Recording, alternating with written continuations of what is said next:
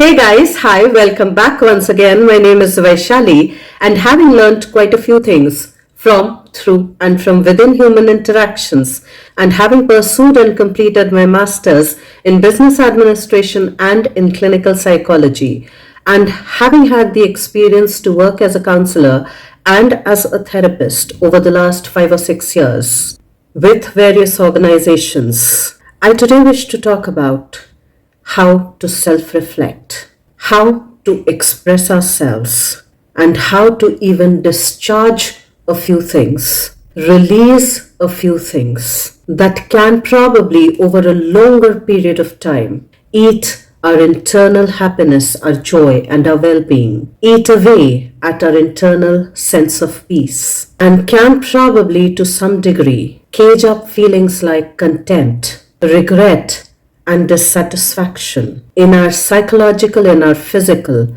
and in our social spaces. So, a few days back, I shared this thought with a few people. It was a kind of an exercise that I shared with few people with regards to doing the hard work of finding and of creating happiness, of finding and of creating well being, which required us to be mindful for 3 days, which required us to observe and assess for ourselves that if during those 3 days, whatever the 3 days that we choose for ourselves, that we'll not have any kind of negative thought, negative feeling, negative sentiments towards ourselves or towards somebody else. That we will not engage in any kind of negative conversations or probably even passively listen to any kind of negative conversations that probably others are engaging in. And yet,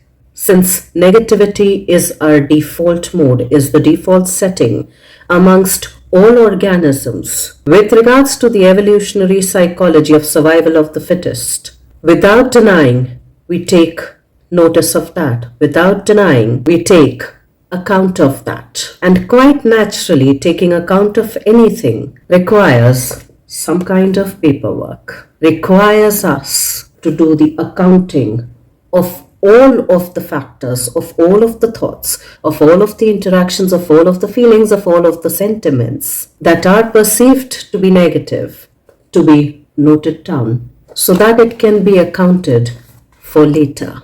And very surprisingly, what I realized was that though a lot of people seemed interested in taking up the activity, that though a lot of people did also mention that the activity seemed interesting and challenging, in my assumption, only 3 people had actually taken up this activity. And I was one of the individuals out of the 3 people that actually responded after 3 days, which was quite surprising to me because this activity included self-reflection. This activity, to a large degree, was taking accounts of our own stuff so that we can take accountability of them at some point in time or the other. This activity was actually talking about having a positive mindset. And if not having a positive mindset, at least developing the ability to begin curating a positive mindset.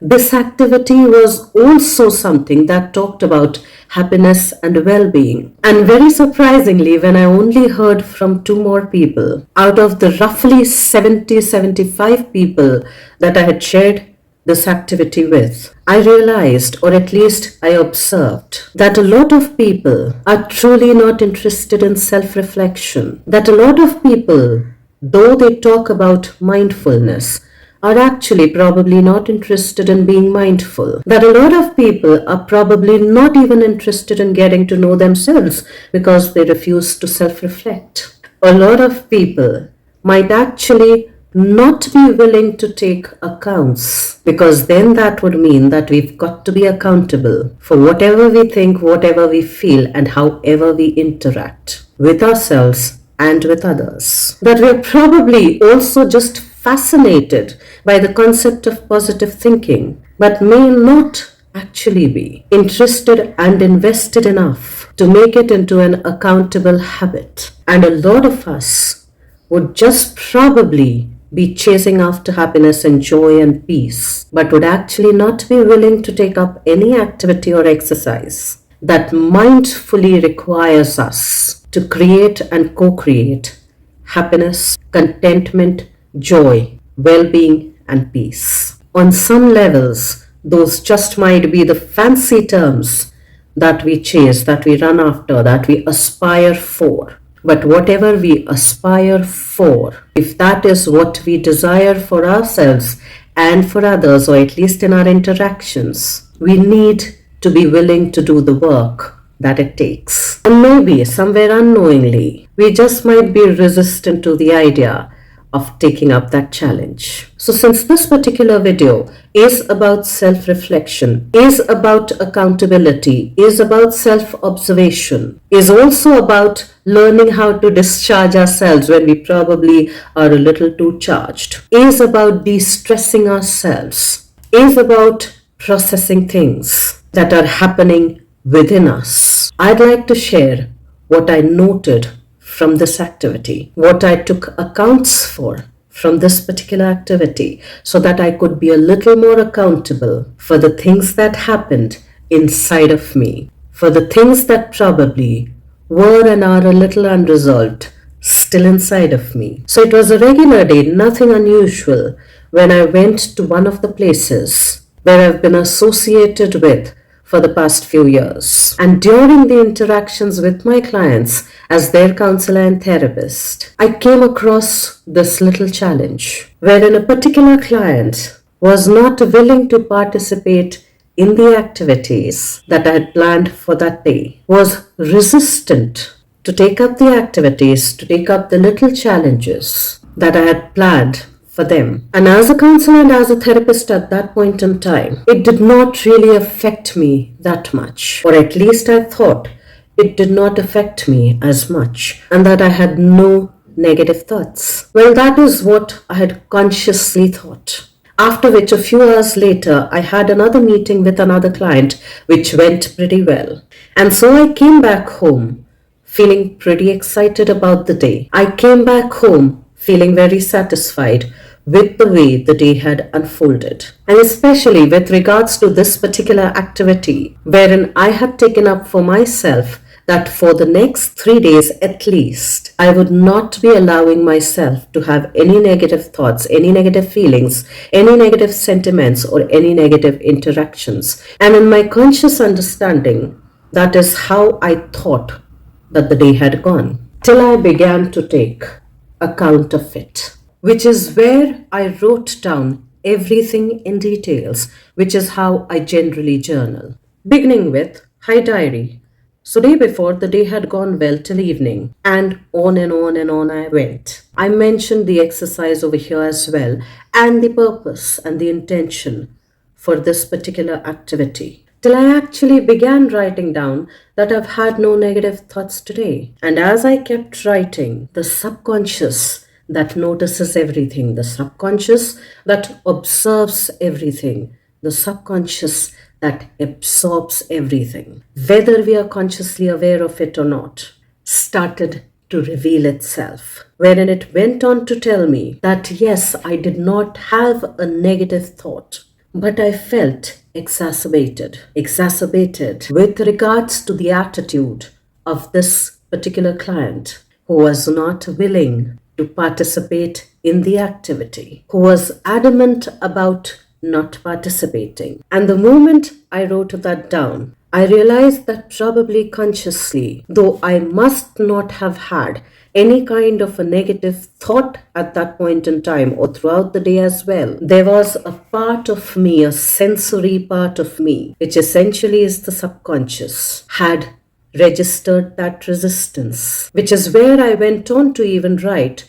So there was a feeling of exacerbation, but no thoughts as such. And I went on to further write, feeling was there, noted, though there was not an obvious thought. And since the feeling was there, which is felt by us as sensory beings, which is felt by our sense organs as sensory beings, quite naturally, it had to be addressed. Or at least, I needed to address it for me personally, without discarding it, without minimizing it, without shutting it down, without pushing it aside. Because if we do that, we are not paying attention to the body that is called as a sensory machine, that is called as a sensory living organism. And we probably are doubting its intelligence as well. And somewhere through the course of my journey, I have gradually learned not to dismiss it. I've gradually learned to pay a little more attention towards it. I've probably learned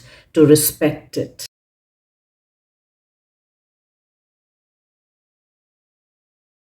So, what was this telling me about me? And as a therapist and as a counselor, I go about it in the following manner. This is my mechanism of self reflection, of processing everything that is happening inside of me, within my internal psyche, within my internal physiology, my body. So, when I became aware of this particular feeling, that my sense organs at that point in time had been extremely irritated, had been extremely irked, I took notice of my breath, the way I was breathing, and I realized that I was holding my breath for a lot longer than how I would normally hold my breath. And when I was exhaling, I was not just exhaling, I was probably hissing. And so the difference between the two. So when I'm feeling irritated, my breathing became kind of like this.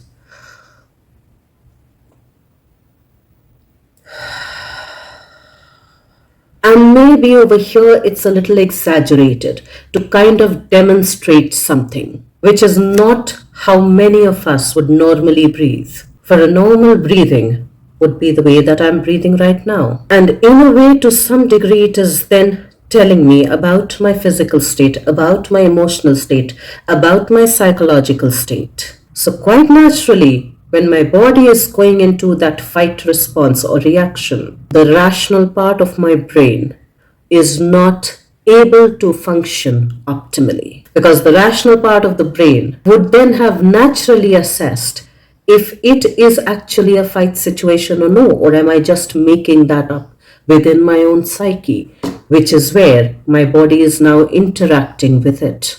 Also, the rational part of the brain, the rational part of our nervous system, comes into action only when it is well regulated, only when it's not functioning from the survival mode, only when it slows down and can be a bit mindful. Otherwise, it's the primitive part of our system that comes into the picture, that comes into the action. It is that part of our nervous system that reacts and not necessarily respond. So coming back to self-reflection, self-observation, as I journaled and after completing that journal for that day,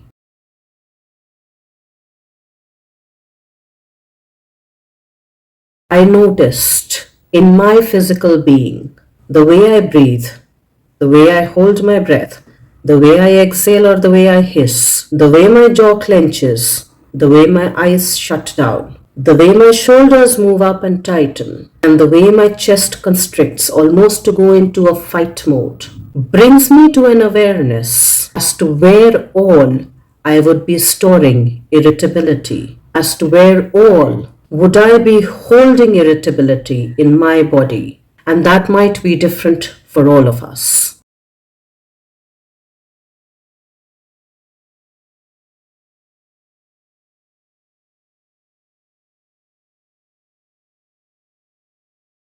So that's first part of becoming aware of our own physiology, of our own body, and the way it reacts when it feels threatened. Not when it is necessarily threatened, but even when it feels threatened. And that brings in awareness. Now, what do I do with that awareness? Well, to a large degree, it tells me what all emotions I hold in what parts of my body, so that it's then easier for me to discharge it as well. And maybe not all at one go, but maybe with repetition.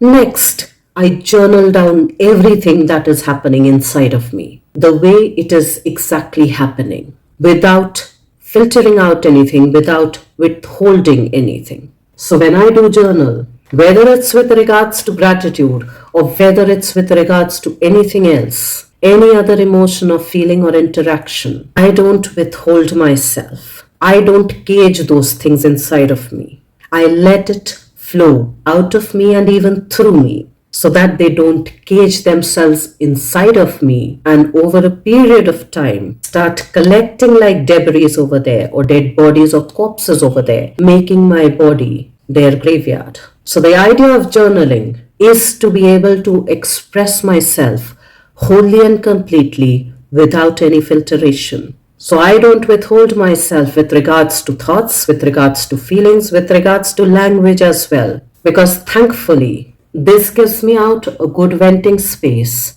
This holds all of my parts together without shaming, without criticizing, and without judging them. My journals hold the whole of me when the whole of the world is not willing to hold the whole of me. When the whole of the world requires me to filter out parts of me so that they become more appealing, so that they become more acceptable. So for me, when I journal my whole stuff as is, without filtration, I'm also accepting and embracing the whole of me without rejecting me. And in my understanding, to some degree, that is having self acceptance, that is having self compassion, that is also having curiosity to kind of reflect and get to know myself a little better, all the parts of me a little better. And that is also self love for me because I am able to accept the whole of me without being judgmental towards it, without naming it, shaming it, or blaming it. Next, the beautiful aspect about journaling is that it gives you a place to vent out, to share, when others probably don't make that space for you. For they are being judgmental towards you, for they are shaming you, for they are blaming you, for they are criticizing you. And so for me, metaphorically, it comes off like this. That say if I'm having a bad tummy, would I consider holding whatever is inside my tummy that is creating tummy upset? Would I want to hold that in, push it in, suppress it in? Or would I want to just throw it out so that it doesn't cause any internal damage? Now, naturally, I would not be doing that onto some person. I would be going to the washroom where I can flush it out. And in a way, journaling helps me do that as well. It holds space to flush out things from my system that might not necessarily be helpful for it, both on the physical and the psychological levels. Thirdly, when I'm journaling, it slows me down. It actually takes more effort to write down things than just to talk about it. And when I slow down, I'm able to be a little more observant about my own things as well. When I write down things and take account of it, at some point in time, I probably have more chances of being accountable towards them as well, which, in my understanding, to a large degree, empowers me rather than making me feel helpless. Next, it gives me a chance to observe my own patterns, my own stuff, myself, as a second or a third party, without actually being judgmental towards it.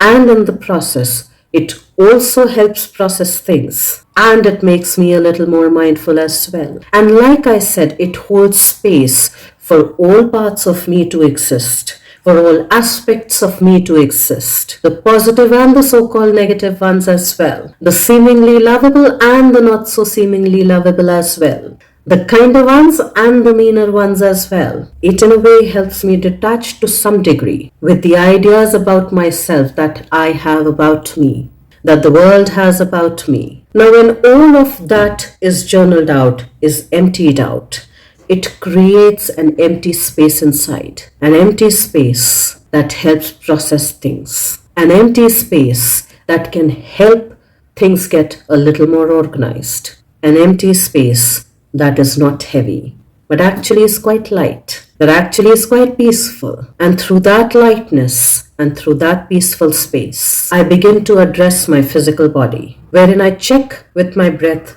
and my body, my muscles, to bring in my nervous system and my muscular system into a more regulated space, into a more regulated state. which either I do through tapping, the link of which I'll share in this video. Body tapping, head tapping, face tapping, or stretching just like animals do, or shaking, again just like animals do, to de-stress themselves, to shake out the things from the system. Or through humming, by just closing my ears and humming a song for 5 to 10 minutes. And this is something that I engage in pretty regularly to keep my nervous muscular system, to keep my body at a more regulated state. At times, I even indulge in smelling certain things that helps me calm down, calm my nervous system and my muscular system, either as a perfume or as a candle or as an incense stick, is lavender fragrance. And for other people, it can be different things as well. So these are the few of the things that I do to regulate my body, to regulate my breath. After it has journaled, after it has expressed, after it has released, after it has shared, after it has vented out, everything that it was holding inside of it as it is, as it was. Now, after having done all of that, journaling and the body work and the breath work, and stabilizing my senses and my sense organs, rather my body, which a few moments back or a few hours back was dysregulated, was in a stress state, I do the next most important thing. Something that to a degree, at least I would also call it as the inner child healing or the inner child healing work. So in this step, after having regulated my neuromuscular system, my physical body, my sensory organs, my breathing, I sit down and question and just ask myself, what was my emotional age? Not my age today as a 48-year-old woman, but my emotional age when I was feeling so emotionally dysregulated, when my body was feeling so emotionally dysregulated and so charged up.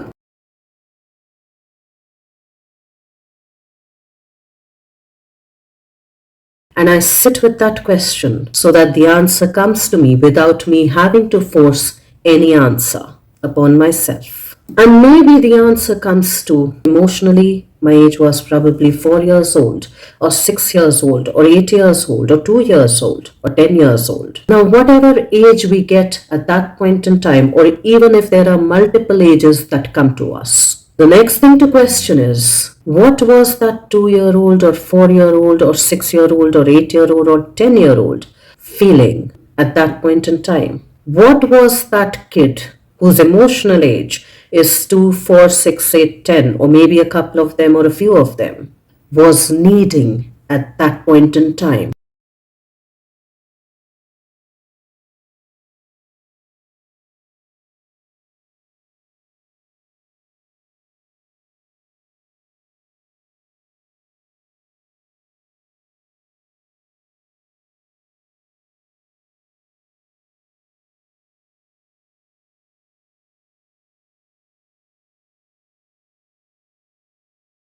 Wherein it was feeling very irritated. What was it needing at that point in time? And maybe to some of us, the answer might be, I don't know. And maybe the right thing to do at that point in time, or the most appropriate thing to do at that point in time, is to just write down, I don't know. And I will wait till the answer comes to me. And maybe we leave few pages of our journal to get an answer to that, to take an account of that, to then be able to hold some sort of an accountability for that.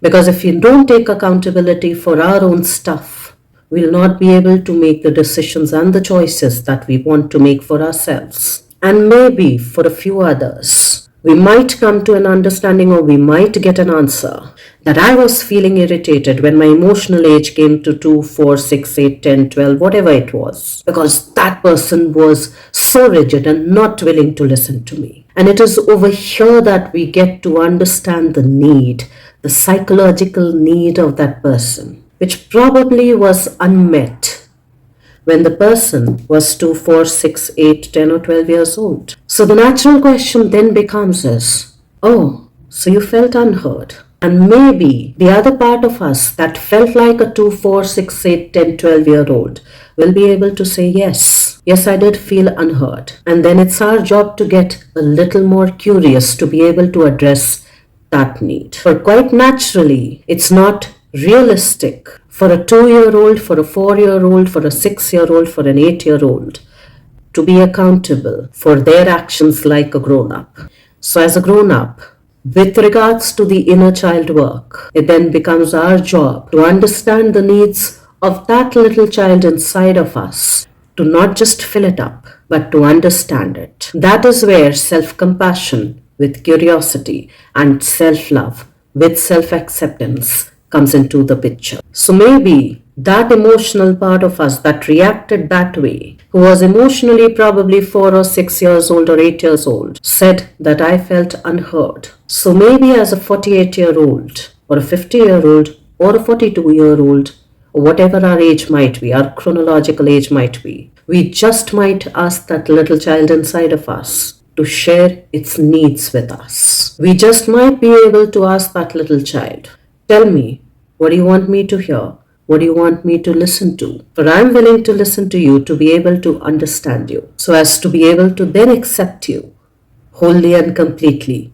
without dismissing you, without neglecting you. And many a times as we do that, for I've been doing this work for the last 7-8 years or even more, what I've come to understand is that it makes us a freer and yet a more responsible version of ourselves, a version of ourselves that is able to respond well in keeping with its own well-being, in keeping with the well-being of its social connections as well. We are able to be a lot more mindful of ourselves and of our interactions as well, for we are able to self-reflect in a better way. We are able to discharge rather than being charged up all the time. We are able to let go of certain things, certain situations, without really holding on to them or without they really holding on to us and building up their corpses one at a time inside of us. For we've not addressed them, which is where they keep piling up, building up into resentment, building up into inflammations, building up into diseases. And we are able to accept ourselves more wholly than we probably ever had. And this is my personal process. And for those of us interested or willing to do the work, we can take up all of the aspects from there or bits and pieces from there with whatever makes more sense to us, in keeping with our own well-being, in keeping with our own happiness, in keeping with our own joy, in keeping with our own contentment, in keeping with our own fulfillment, in keeping with our own peace. Let's try and see what works for us, and I will see you once again the next week. Till then, stay tuned in. And guys, if you do like the contextual content of these videos, please do like, share, and subscribe.